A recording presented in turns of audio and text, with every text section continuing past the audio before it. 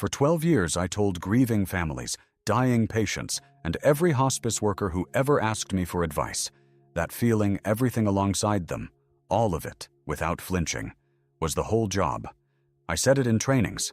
I said it to families holding hands in hospital corridors at 3 a.m. I believed it more than I've ever believed almost anything else in my life. And then I found one paragraph in Carl Jung, written in 1921, that told me I had the entire thing backwards. Here's what I actually believed, and I want to be honest about how deep it went. I thought the measure of how much I cared about a dying patient was how much of their fear I could take into my own body.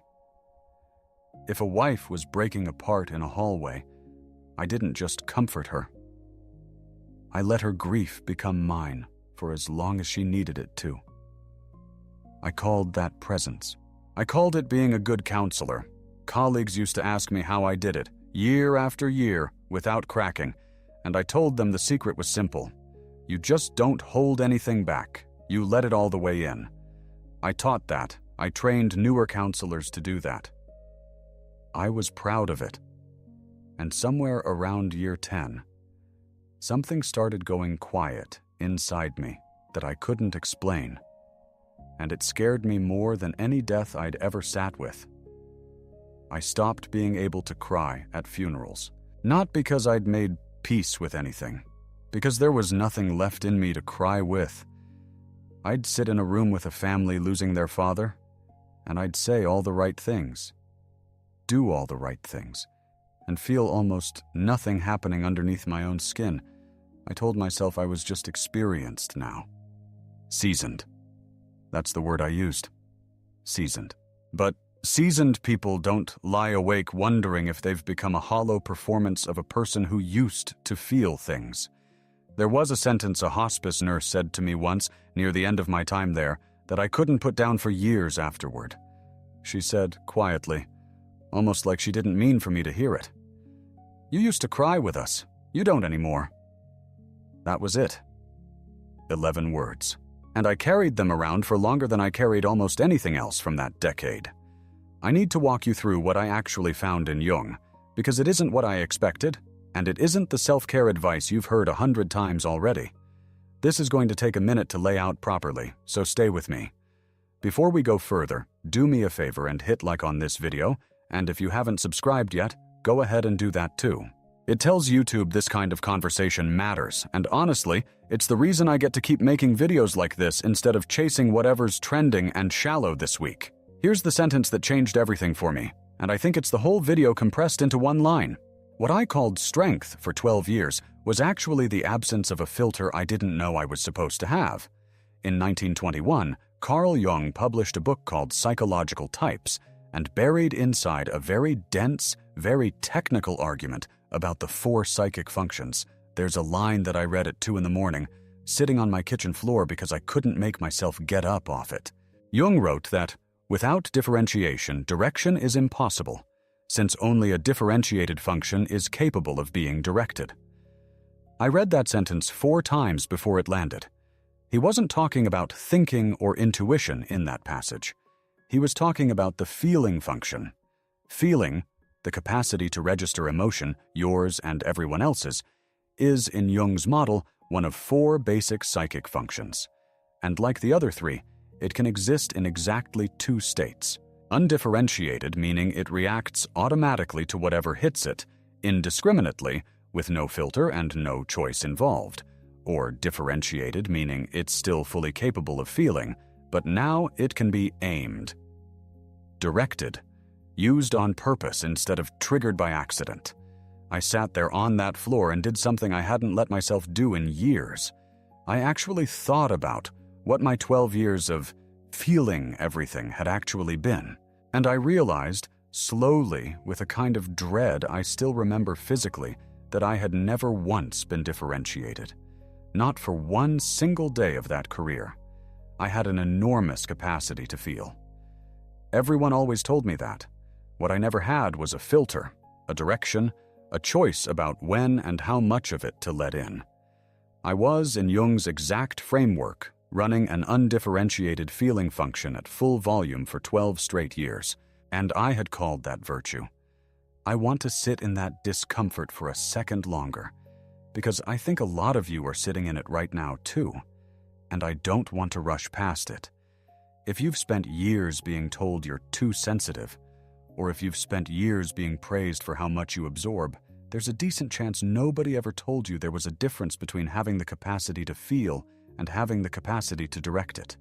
I certainly wasn't told. I thought they were the same thing. I thought the whole virtue was in the intensity, not in the aim. But I need to back up because I skipped something. And it matters. I didn't go looking for Jung because I was curious about psychological functions. I went looking because my life had fallen apart in a completely different way. And a therapist I saw exactly twice handed me a used copy of a book on my way out the door.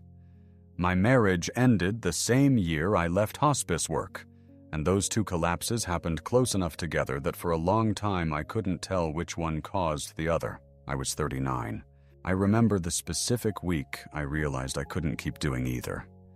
Sitting in my car outside a patient's house, unable to make myself walk in, because I genuinely didn't know if I had anything left to give the family inside. That was the moment I quit. Not dramatically. I just called my supervisor the next morning and said I couldn't come back. The divorce took the rest of that year to finish, and somewhere in the middle of it, a therapist handed me a worn paperback of Memories, Dreams, Reflections, almost as an afterthought, on my way out the door after the second session. I didn't open it for 2 weeks. When I finally did, at 3 a.m, because sleep wasn't happening anyway, I read something in the first chapter that made me put the book down and just sit there in the dark for a long time. I won't pretend I understood Jung fully that night. I didn't. But I understood enough to know that a man who'd spent his life studying the psyche had found language for the exact hollowness I'd been trying to explain to nobody for years because I didn't have the words. That was the beginning. Not the ending. I want to be honest about how long the middle part took, because I think the middle part is the part nobody talks about, and it's the part that actually matters. I spent almost 2 years reading Jung the way some people watch television, obsessively, at strange hours, often not understanding half of it. And for most of that time, I kept trying to apply the most obvious advice I could find anywhere else. Set boundaries. Practice self-care. Learn to say no. I want to tell you honestly that none of it worked, and I don't think it was because I was doing it wrong. I tried the boundaries advice first, because it's the advice everyone gives an exhausted caregiver. I wrote scripts for saying no. I practiced them in the mirror, which is a genuinely embarrassing thing to admit out loud. And the first time I actually tried one of those scripts on a friend who called wanting to unload about her own divorce for the 3rd night in a row, I said the sentence I'd practiced, something about needing to protect my own energy right now, and I felt like a fraud the entire time I was saying it. Not because the boundary was wrong, because I still absorbed everything she said anyway. Mid-sentence. Boundary or no boundary. The words changed. The mechanism underneath them didn't move an inch. I remember almost giving up on the whole project around month 14.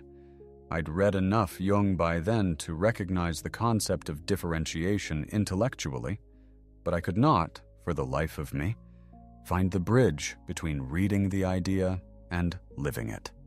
I felt like I was standing at a locked door, holding a key that didn't fit any lock I could find. There was a night. And I remember this specifically because it was raining, and I was sitting in my apartment with 3 different books open on the floor around me.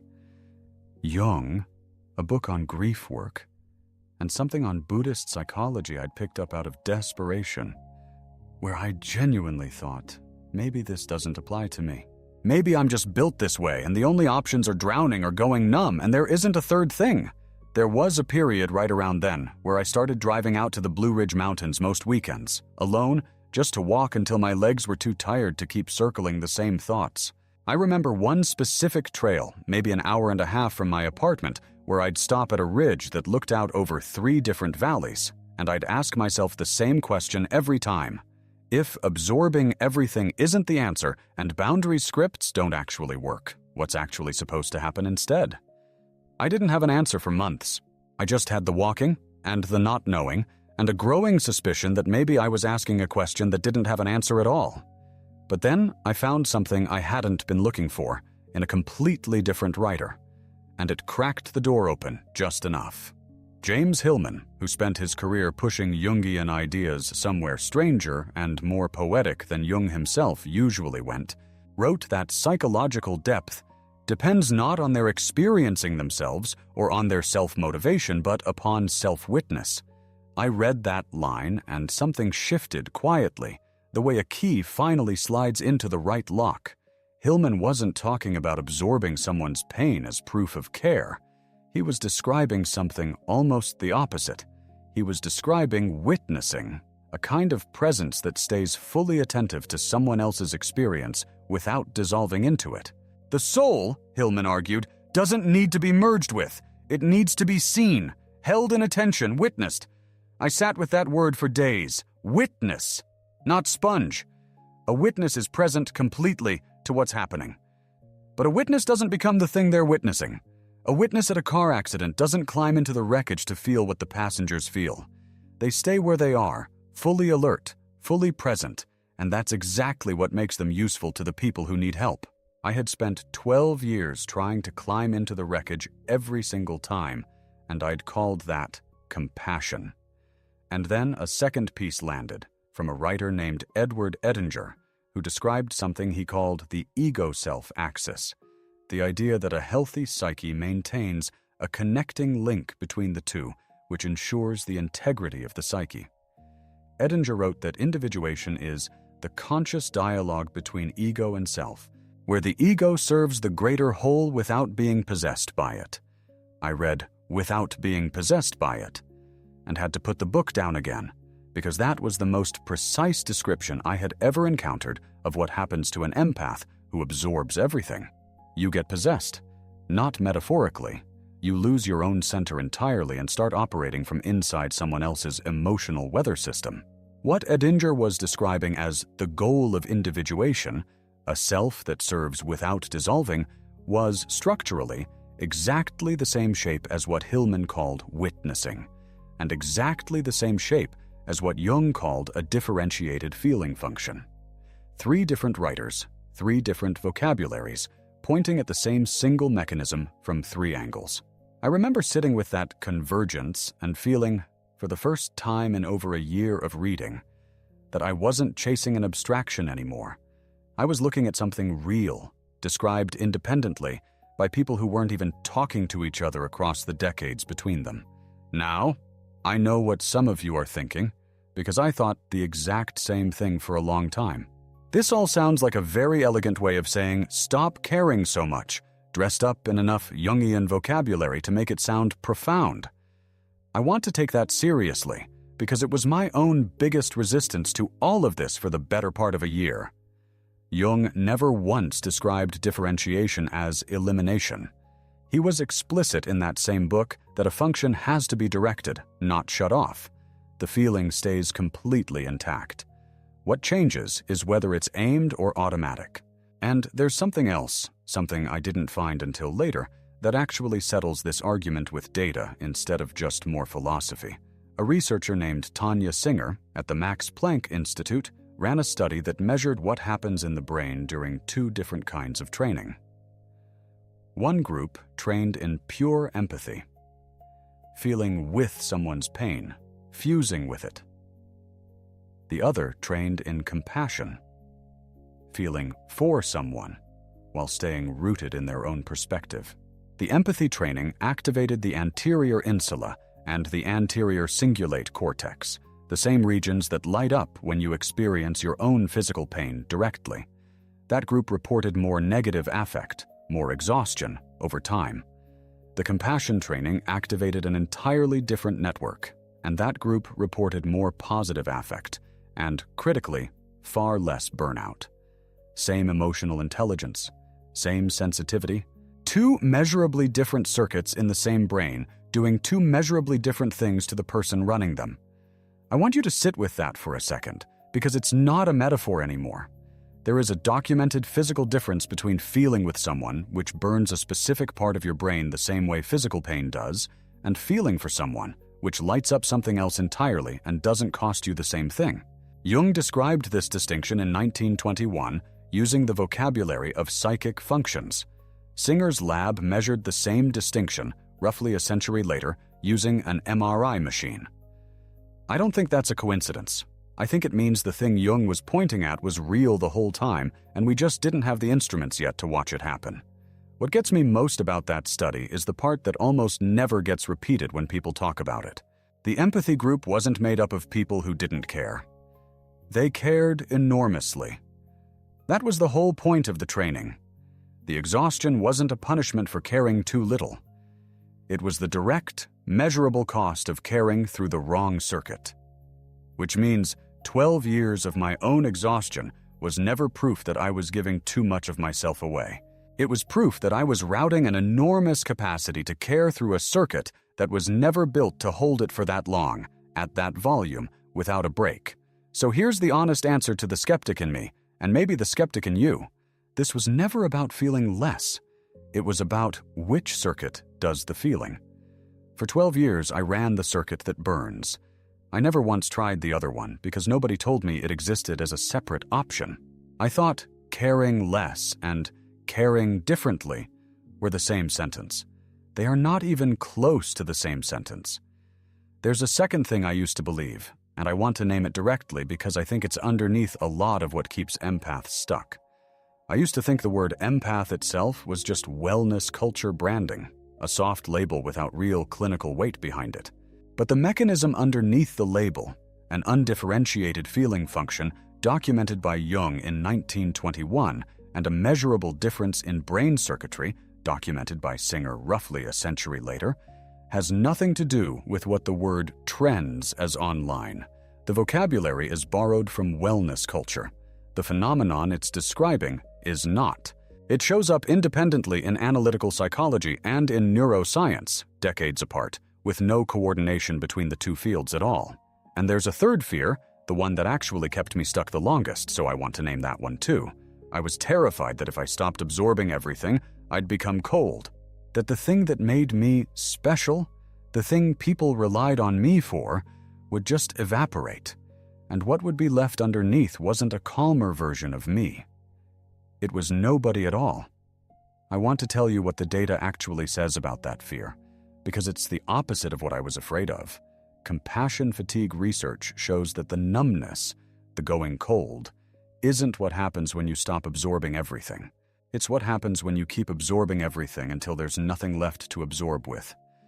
The coldness I was afraid differentiation would cause was actually the exact thing undifferentiated absorption was already causing.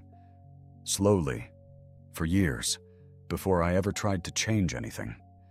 I think that fear deserves one more sentence, because I don't want to wave it away too quickly. It's a reasonable fear. If everyone around you has only ever known you as the person who absorbs without limit, there's a real cost to becoming someone else, even someone healthier. Some people will genuinely prefer the old version of you, because the old version asked nothing of them and gave everything. I'm not going to pretend that transition is painless just because it's correct. It isn't. It's just less costly, over time, than the alternative I was actually living. Let me tell you about the moment this stopped being theory and became something I actually lived through, because I think this is the part that matters most. About 8 months after I started actually practicing this, not just reading about it, actually practicing it, I sat with a dying patient's daughter in a hospital room. I want to be precise about what I mean by practicing it, because it wasn't a technique or a script. It was something closer to what Hillman described. I stayed fully present to her. I watched her face. I let myself feel the weight of what she was going through. But somewhere in me, for the first time in longer than I could remember, there was a place that stayed mine. Steady. Watching. Not merged with her grief, but not absent from it either. She said something to me that day that I still think about. She said, "You're the only person in this whole building who's actually looked at me instead of managing me." I hadn't tried to manage her. I also hadn't dissolved into her. I had witnessed her, the way Hillman described it, and it turned out that was worth more to her than either extreme I'd spent 12 years cycling between. I drove home that night and cried for the first time in years. Not because it was sad, because I felt something completely, again, on my own terms, for the first time since that hospice nurse told me I'd stopped crying with people. I hadn't gone back to feeling everything indiscriminately. I had found the third option. Nobody warns you exists. Here's what I need to be honest about, because every real discovery costs something, and this one cost me more than I expected. For 12 years, my entire identity was built on being the one who could absorb anything without breaking. That was my value to people. That was the story I told myself about who I was. Somewhere underneath all of it, I believed that my worth to other people was measured directly by how much of their pain I was willing to take into my own body without complaint. Reading Jung, sitting with Hillman, sitting with Edinger, cost me that story completely. I couldn't keep believing that anymore, not honestly, not after understanding what an undifferentiated function actually is. And I want to be clear about what that loss felt like, because it wasn't clean or immediately relieving. It felt like losing a badge I'd worn my entire adult life. If absorbing everything wasn't the proof of how much I cared, then what had those 12 years actually been? I had to sit with the possibility that I hadn't been the strongest counselor on staff. I had been the one running the most unfiltered, unexamined version of the function, and everyone, including me, had mistaken the volume for the virtue. That's the part I don't think anybody warns you about. You don't just gain a healthier way of feeling. You lose the story that made the old way feel noble. I used to be able to tell myself I was suffering for people, and that suffering was the currency of love. I can't tell myself that anymore. Not honestly. And there's a strange grief in that, even though what replaced it is better. I gave up being a martyr.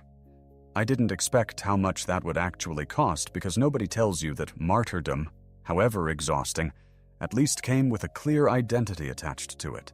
The witness doesn't get that same clean identity. The witness just gets to keep going, quietly, for longer, without the story of self-sacrifice to lean on. There's a specific memory that sums up what I lost better than any explanation I could give you. A former colleague from the hospice years reached out after seeing some of what I write about now, and she said something that was clearly meant as a compliment. "You used to be the one who gave everything. I guess you've mellowed out." I sat with that message for a long time before I answered it. Mellowed isn't the word I'd use. I didn't get softer. I got a filter I never had before. But I understood exactly why it looked like mellowing from the outside, because the version of me she remembered was defined entirely by how much I was willing to lose myself in someone else's pain. And that version is gone now. What replaced it doesn't perform the same way. It doesn't look as dramatic from the outside. And if I'm honest, some small part of me still misses being seen as the one who gave everything, even knowing what giving everything actually cost me. I think about that hospice nurse's sentence differently now than I did the night she said it. "You used to cry with us. You don't anymore." At the time, I heard that as an accusation, and it broke something in me for years. I know now that she was describing the exact moment my feeling function collapsed from indiscriminate to numb, which is exactly what Jung's model predicts happens when a function runs undifferentiated for long enough without ever being given direction. I wasn't becoming a worse counselor in that moment. I was running out of runway on a system that was never built to sustain itself. What I've found since then isn't a return to crying with everyone the way I used to. It's something Edinger would probably call holding my own center while staying present to someone else's storm. I feel plenty. But there's a place inside me now that doesn't dissolve, and that place is the only reason I've been able to keep doing this kind of work, writing about this, talking with people about this, for years without collapsing the way I did before. I don't know exactly when the shift finished happening, if it ever fully does. But I know I'm not the person who sat crying on his kitchen floor at 2 a.m. anymore, and I'm not the person who taught other counselors that feeling everything was the whole job either. I'm something in between those two people, and I think that in-between place is actually the whole point Jung was making. Not the sponge, not the wall, the witness who stays whole while staying present. I still catch myself slipping back into the old pattern more often than I'd like to admit.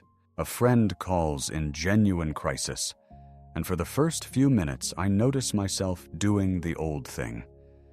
Letting her fear become my fear. Letting her spiral pull me down into it with her. The difference now is that I notice it happening, usually within a few minutes instead of a few years, and noticing it is enough to pull the center back.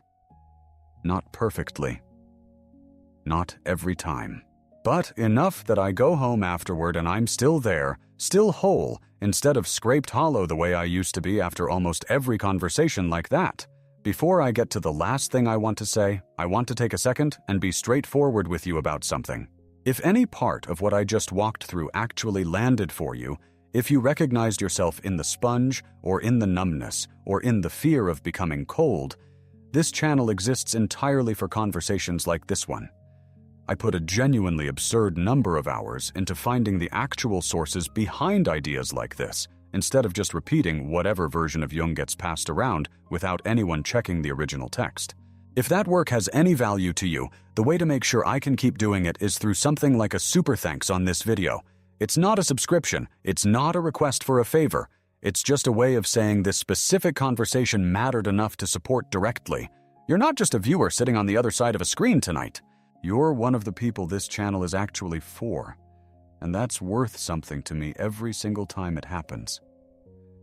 I think about what I'd tell myself back on that kitchen floor, holding psychological types at 2 a.m, not understanding half of what I was reading.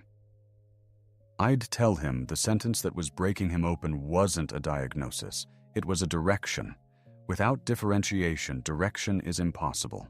He needed to hear the second half of that sentence just as much as the first, because a differentiated function is capable of being directed. That's not a smaller life than the one he was living. It's the only version of that life that was ever going to last.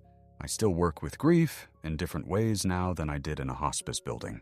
I still feel things deeply, probably more deeply than I did back then, if I'm honest, because I'm not spending half my energy trying to survive the volume. What changed is that I get to choose where that feeling goes and how much of it I let become mine versus how much I hold at a witnessing distance. Some days I still get it wrong. Some days the old sponge instinct wins, and I end up carrying something that was never mine to carry. But I notice it faster now.